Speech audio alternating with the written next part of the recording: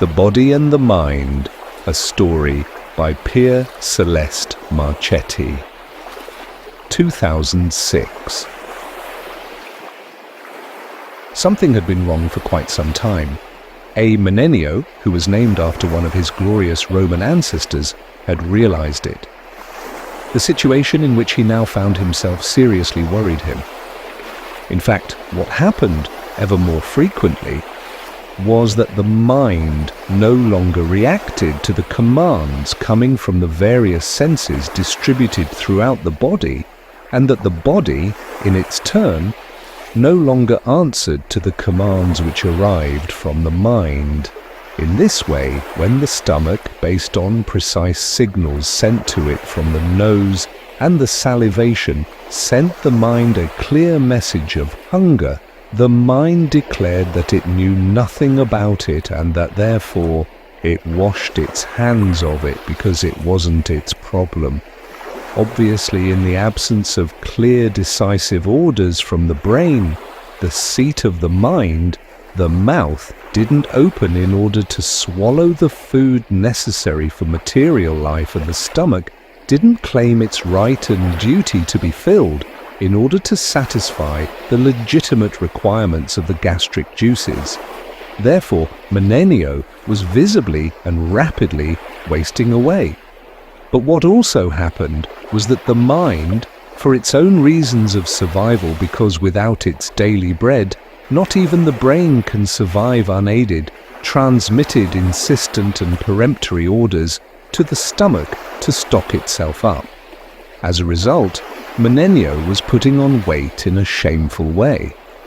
In all this hubbub, from time to time, the stomach shrank, reducing itself to the size of a tennis ball, or assumed the volume of an Olympic swimming pool. By this time, the spasms had become a constant cycle. In parallel, the brain shrank down to the microscopic measurements of a neuron, or, on the contrary, occupied the whole space within the cranium, pushing painfully against the bone walls. The mind then took turns either not thinking at all or understanding all the knowledge of the world. It was clearly and logically an absurd situation. The problem was that Menenio, ever since he was little, had been the object of a family education with two variants. The father, an enormous man who had adopted the books of Rabelais as his own personal and irreplaceable Bible, had taken him eating and drinking to the point of bursting, satisfying, however, the tastes more than the stomach, which, when it was full up, tended to rebel. The father's teachings, however, clashed with those given by the mother, a slight metaphysical figure dedicated to the development of her son's mental qualities, soaked in healthy philosophical and moral readings from the works of Descartes and Pascal. In a word, his father was, and also wanted his son, to be all bangers and mash, whilst his mother wanted him to be all reason and religion. It certainly was a fine mess.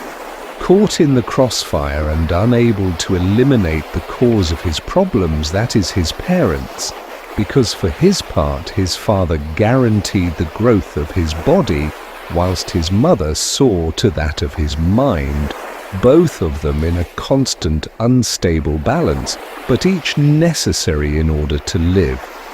Menenio had lived through a childhood and adolescence that were at times exhilarating and at times depressing, depending on the moment. Exhilarating when he managed to sate his body's needs without entering into conflict with his mind's dictates, and vice versa. Depressing when body and mind entered into conflict over their respective principles. The mind suggested he shouldn't exaggerate with food because exaggeration ended up also hurting the body. But the body demanded the satisfaction of its desire to discover all the secret pleasures of taste, devastating the mental lucubrations. There was no reason to be happy, but Menenio was young and it was easy for him to overcome even the most difficult of times. As the years went by, however, things began to get more complicated. After the mysterious disappearance of his parents, who had sorted out all his problems, the mother from a mental point of view, and his father from a bodily point of view, the unlucky man found himself all alone, facing a conflict of interests which he was unable to resolve using his own resources, and which unfortunately affected in an implacable and devastating way and with equal force both the body and the mind. One day, when his mind had gone on strike, he arrived at work lacking energy. Because he wasn't eating, he didn't manage to do anything and had to put up with a telling off from his boss. Another day, with the lockout of the stomach, which for revenge gorged itself with food beyond belief, he arrived absolutely lacking ideas, thus risking an immediate sacking. What also happened, seeing as how it didn't come about in a straightforward way at all, was that there were some days when his stomach fed a certain part of his body, leaving the rest to fast, in such a way that his physical aspect became horribly contorted and always in a different way. His right arm enormously bloated and the left one skeletal, the right leg anorexic and the left one bulimic, one buttock like a Hollywood star's and the other belonging to a prisoner from a concentration camp. For its part, the mind functioned depending on the circumstances and eccentricities, either rationally or irrationally. One day, therefore, it was very precise with regard to the calculations necessary for carrying out any project. And the next day it literally went off its head, giving out numbers at random, which his workmates rushed out to play at the lottery. If it hadn't been truly dramatic, the situation would have been hilariously funny. Of course, Menenio didn't have any fun at all when he thought over the situation using his mind, taking advantage of a distraction on the part of the stomach. Whereas he enjoyed himself immensely when he set his stomach in motion in those moments when his mind was sleepy. At this rate, Menenio had arrived at a dead end. Should he go hungry in order to allow his mind to think, or should he stop thinking and allow his stomach to satisfy itself? Talk about I think therefore I am, or through the teeth and over the gums. Look out, stomach. Here it comes. Some sort of suitable solution was definitely required. So he went to his general practitioner, who, being general, decided it was his duty to refer the patient to a series of specialists. After having taken the bread out of his own mouth in order to save up enough money to pay the doctor's fees, which were certainly steeper than the stairs that Dante in the past had gone up and down, Menenio turned up at the consultation. First of all, with 3 leading lights in the field of stomatology. The first of them with the first-class honours degree from Harvard, as well as 2 master's degrees. My dear boy, he diagnosed, you have an advanced case of gastritis in a degenerative state. We must take action immediately. The second, who had been awarded 2 degrees at Cambridge and had 6 master's degrees with a superior-looking sneer, declared, gastritis, what gastritis? What we have here is a perforated ulcer as big as the Bermuda Triangle. We must operate urgently. The third, who had left Oxford with 6 degrees and 15 masters, started guffawing in a most undignified manner, passing judgment thus, my distinguished colleagues, we are not dealing with gastritis or an ulcer. It's obviously an advanced and irreversible case of atrophied intestinal villi. The only thing we can do is surgically remove the stomach. For once in a while, the other two also found themselves in agreement. Rather worried by the prospect of what was going to happen, Menenio pointed out to the three illustrious figures that his stomach problems were closely linked with those of the mind.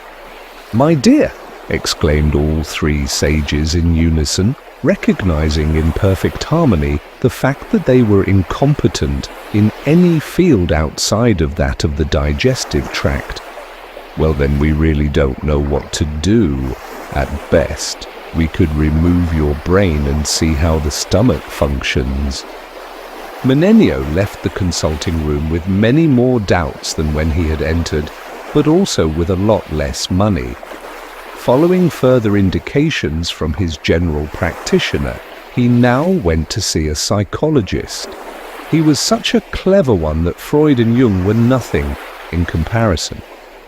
Obviously, whilst for the stomach it had been necessary to undergo all the classic blood, urine and feces tests with relative magnetic resonance, in order to test the mind, the shrink made use of the most sophisticated and up-to-date tests. Unfortunately, he decided to start the patient's first therapy session by administering the Patinoire projective test designed by the psychologist Louis Corman. Probably seeing as how the mind secretes its ideas in the same way as the stomach secretes gastric juices, quoting liberally from a favorite saying of famous French psychologists at the end of the 20th century, for whom, in place of the stomach, is the liver which secretes bile. Faced with lots of figures of little pigs, Menenio became ravishingly hungry to such a point as to devastate his brain. This was followed by a series of completely unpredictable and uncurbed reactions, even for the leading light of the psyche, who was not a little frightened by it all. "Calm down," he said, being himself very agitated. "Clearly you have problems which need to be analyzed more in depth in a neuropsychiatric clinic." Menenio thought it a good idea to inform the genius of the mind that his overexcited outbursts were provoked by the close interconnection between the brain and the stomach. "Why didn't you tell me sooner?" asked the great connoisseur of the hidden secrets of the human intellect, with a lack of courtesy and scant psychological tact. "It's self-evident that we have to eradicate the stomach in order to allow the brain to function." The shrewdest of them all was the general practitioner, who took his name from that of his long-dead ancestor, Pontius Pilate, to whom Menenio presented the doctor's responses in order to examine the possible actions to undertake. But as happens almost every day, the general practitioner, being general, after a careful analysis of the responses, having first fed them into the computer for the necessary decrypting of the horrible and illegible handwriting of people who would have done better had they taken a degree in English rather than in medicine or psychology, declared, "Well then, my dear Menenio, the solution is really rather simple. Without a doubt the problem will be resolved by removing contemporarily both stomach and brain. That way your mind will no longer be persecuted by the thought of being hungry or not. I prescribe, therefore, eternal repose for both of them. In short, remove yourself from this world." Menenio left the doctors not feeling very convinced. What both the specialists and the general practitioner had proposed was far more irrational than the absurd behaviour of his body and mind.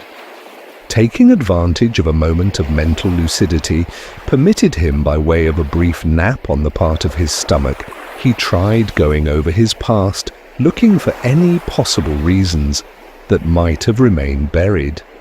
Digging into his memory, he suddenly remembered that one day, it was a Good Friday, during his early adulthood, tired of hearing his father say, "Eat if you want to grow up fit and healthy," and from his mother, "Study if you want to become intelligent and saintly," following a precise and peremptory order from his mind along with the urgent needs of his stomach, he had hastily done away with his parents eating them, having cooked them on the barbecue, accompanied by some peas and boiled carrots. Simply remembering the incident, not prescribed by the doctors, but exactly, for this reason miraculous, emptying his stomach after having thrown up even the intestinal villi, he immediately went off to a confessor to empty his soul as well, thus freeing his mind and, in that way, settling the dispute between the two adversaries with an action that not even his maternal ancestor, the Roman Menenius Agrippa, could have remotely imagined.